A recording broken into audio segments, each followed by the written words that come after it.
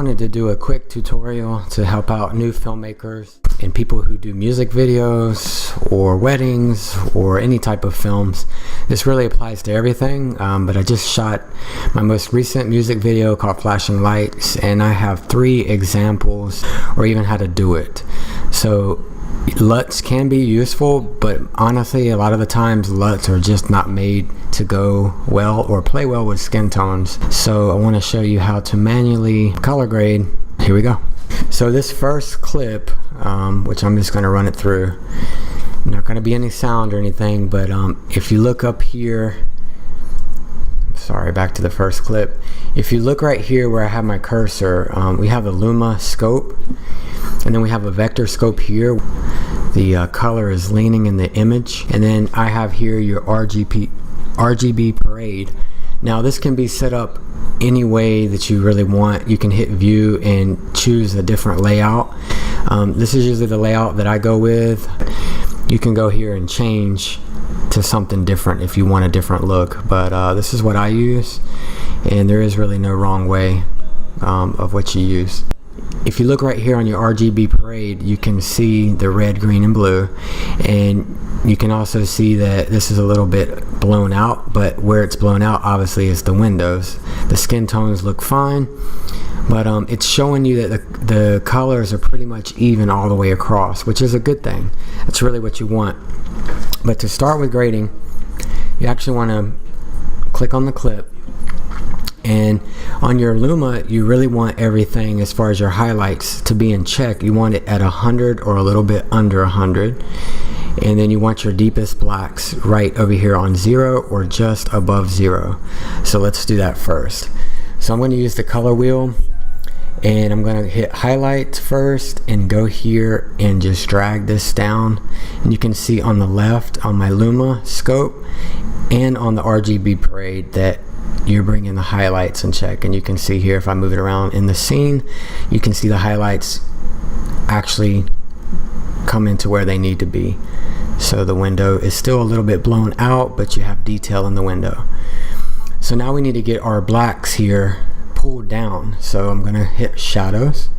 I'm going to do the exact same thing. I'm going to pull it down till we get to 0 or just above 0. Alright, and if you notice when you do that, it adds saturation into the scene.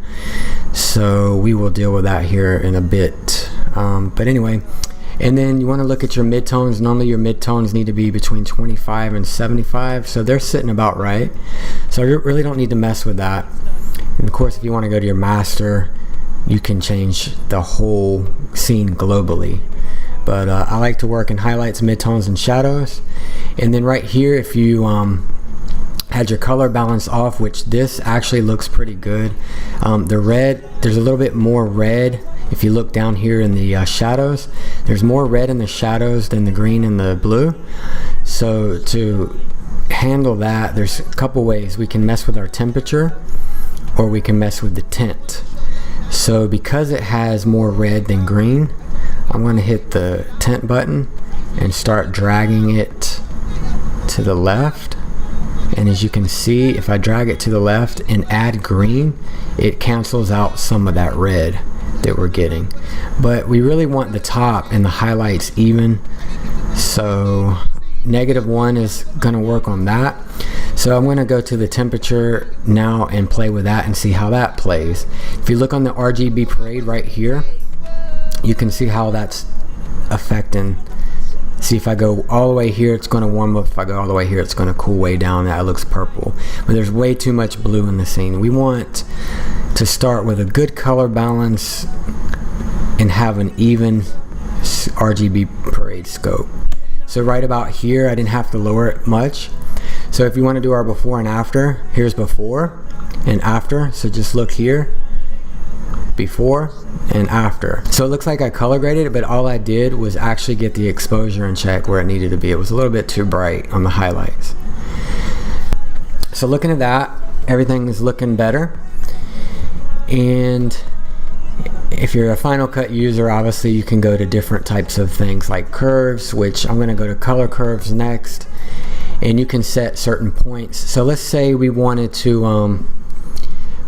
bring up the midtones in his skin.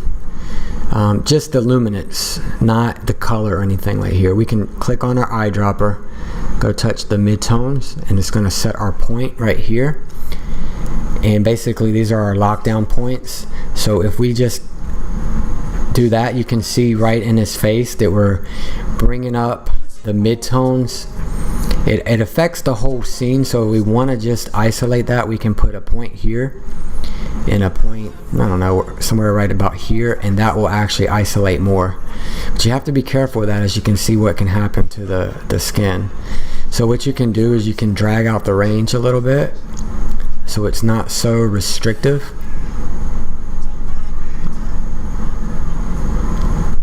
And then you can play with these midtones again. You still got to be careful, as you can see it can get quite wonky really fast. So I'm gonna just bring it up just a little bit, and if you want to just click on and off, we can do that. So this looks more contrasty, more saturated. This just brings up the midtones a little bit right onto his face. And then of course, if you want to work with curves and color, that's what these are, which I don't need to mess with that. So let me click this back on. We can go here and just, if you want to see the before and after, we can click effects. This is before I even messed with the exposure and balancing out the color balance, and then that's after. So it looks much better, and that's, you know, straight out of the camera. There's no color toning or anything. This is just working with exposure, which is what you want to work with first.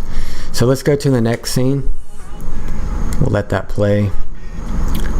Now we're going to go to the next scene. I haven't touched this at all, so let's bring it to a stopping point where I want to be at, right about here.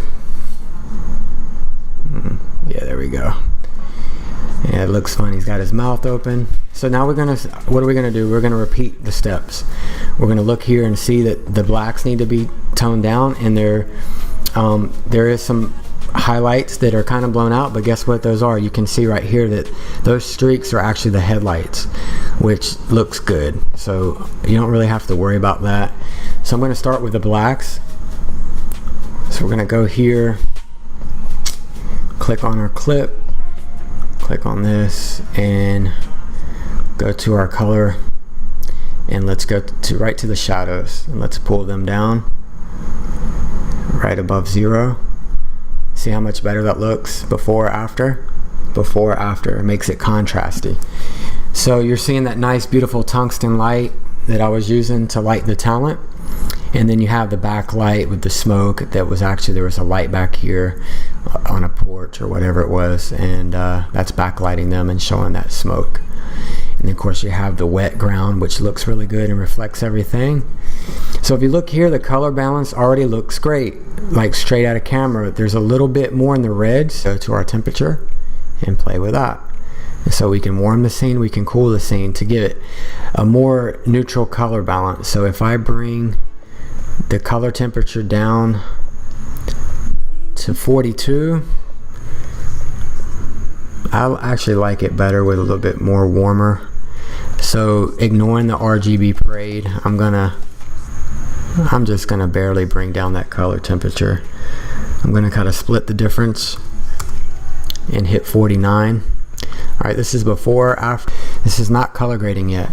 So let's move on to our next clip. Because we're shooting into the backlight, anytime you shoot in the backlight with photography or videography, you are going to lose contrast. But in this case, I love the way it looks. But I still have room to pull these blacks down. So the first thing I'm going to do is go to the shadows, pull those down to get the richness back in the blacks. Right here above 0. Okay. Before, after. Before, after. And then you can see here in the RGB parade, it's still showing a spike in the highlights, and also in your luma, which is only luminance. So let's go to highlights, and let's bring those into check, and just bring them down right under 100. All right, before, after, much better. Color balance is still looking really good straight out of camera, and that's what you really want to nail, and a lot of that has to do with the way you're lighting. You know, I have a very faint light over here in the softbox throwing a little bit of glow on it, and of course they're getting some interaction with this tungsten on their skin. And then I have a couple lights down here. Let me let that clip play, which you're not going to be able to see, but there's a couple light. Yeah, there you go. Right at the beginning of the clip, you see those lights I have, which is lighting the talent, lighting the people in the back to bring them out so they don't go all into black. And then I had a really faint fill light to the left here coming in on them, but a lot of their light is motivated from here. Normally what I would tell you to do, because I shoot on the Sony in Cine 2 or Cine 4 Gamma, it's a semi-flat profile. So usually, depending on the scene, you would want to add a little bit of saturation, which you would just go to your master, and it's not going to look good, I can tell you that right now. But if I throw the saturation up, it looks horrible because my color balance is already spot on. So I'm not even going to mess with that. But normally, like maybe in a daytime scene where you need more saturation, I would tell you to go to your saturation next. And then now I'm going to get right into color toning or color grading for your stylistic choice of whatever you would like to do. So for this scene, I've already got nice warm tungsten, and you see that backlight here, which I used a fog machine to give this atmosphere, and then that hard sunlight coming through gave it the shafts of light. So this is straight out of camera, this is not added in post. What I want to do is start adding some color toning, so let me get right to that. I'm going to go right to the shadows. So all this dark areas, I feel I want to add some cinematic blue to it. So this is what I'm going to do. I'm going to pull this, and you can see right here in Final Cut, this tells you what color you're in. And if I pull it this way, I'm getting more green cyan. If I pull it this way, it's magenta. And you can see how it's affecting the shadows. So I'm going to pull it to the teal. That's too blue. Pull it down. Where's my teal? There. All right. So in the shadows, it's saying it's green 6. So that's more green. If I move this around, it affects the numbers. So there's blue 10, green 8. So it's a mixture giving me this cyan, which I like. If I want to make it stronger, we can keep pulling down, and the green is increased. If I just move it around, you can see how it affects everything. So I'm gonna go with, I liked it on green 10 and blue 15. So they got that blue green giving that almost cyan color. I want it more cyan, so I'm gonna drag it this way. There we go. So green 12, blue 16 gives me the cyan in the shadows. So because in the highlights it already has the tungsten, those are complementary colors, which gives it that cinematic look. Let's move on to the second scene. So here's the before, after basic exposure setting adjustments and basic color toning. And then there's your cinematic image right there. No LUT, no LUT needed. All right, second scene. This one's a little bit more tricky. So what do I want to do here stylistically? Well, to me, this has already a little bit of green type feel in here, and we have magenta, kind of magenta red. So let's work on those complementary colors. So in the shadows, I want to add more green. Okay, and you can see it right here. All right, this is before, after. So that's going to green up this, and I'm keeping looking at my color balance. Everything still looks good because we're only affecting the shadows, right? And then in the highlights, we want to go opposite. We want to go with red. So I can put that up, or magenta, and there's magenta. So you just want to be careful with that, so it's not too strong, just a little bit, to actually complement the other color. So there's before and after, and that's really done. Everything, the green, you can see the green and the red have come up a little bit. So if I wanted to play with the tint, if I wasn't happy with that, I could just play with this slider here and bring it out more even. Obviously, if you see I go one way, it looks too green and yellow in the skin. If I go the other way, it's too magenta. So I'm going to leave it at 0. And before, after, before and after. Let's go to the final image. Now, if you had to guess, and you can say it out loud or in the comments, what would you do here, knowing about complementary colors? Well, the talent's wearing red, and there already has red in the skin because of this tungsten light showing some color spill. So I want to go green in the shadows and keep the red in the highlights, so it's complementary colors. Okay, so as you can see here in this particular part, it got really super dark. It got below the 0, but when you come up here into the sun, it comes above 0. So I could split that difference, come back over here and adjust that in the shadows, and just pull these shadows up just a little bit to split the difference, so the talent's not too dark in the face when it gets dark. So you see how much red is there in the skin. So let's go ahead and get onto these shadows. Okay, right here is fine. Let's go to the shadows and into the color. And what did I say we want to do? Let's do green. So if you see I pull it and play with that, watch the shadows change. There's the green. Right, I want that there. We already have the red going on. If you look at your RG Parade, you can see there's a little bit of more blue in the shadows. So if you want, you can go in the shadows and try to go more red, a little bit up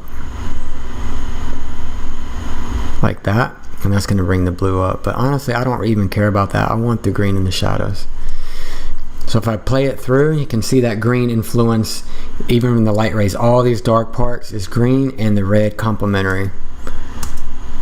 Yep. So now I would work on this more because I don't like too much red in the skin. So you could go to your color curves